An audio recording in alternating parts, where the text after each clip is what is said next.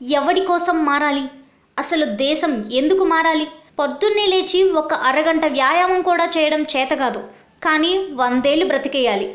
ఒక మొక్కను నాటడం చేత కాదు, కానీ కాలుష్యం పెరగడం ఆగిపోవాలా? మందు మాంసం తినాలి, కానీ ఆరోగ్యం బాగుండాలి.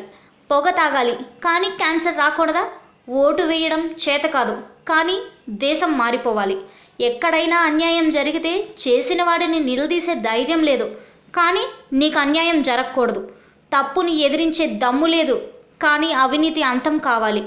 లంచం ఇవ్వకుండా ప్రభుత్వ ఆఫీసులో పని చేయించుకోవడం చేత కాదు, కానీ లంచగొండులు అంతం అయిపోవాలా?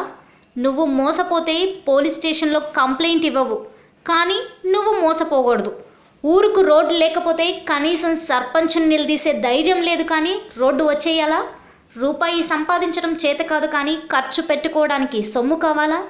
కష్టపడటానికి ఇష్టపడవు, కానీ ధనవంతుడివి అయిపోవాలి.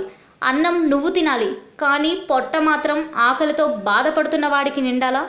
ఎవరైనా స్త్రీలని వెగతాళి చేస్తే వాడిని ఏమీ అనవు, కానీ నీ ఇంట్లో స్త్రీలని మాత్రం ఎవ్వరూ ఏమీ అనకూడదు.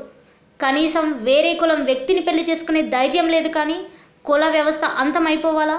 మంచి చేయడం చేత కాదు, కానీ మంచి బ్రతుకు కావాలరా నీకు?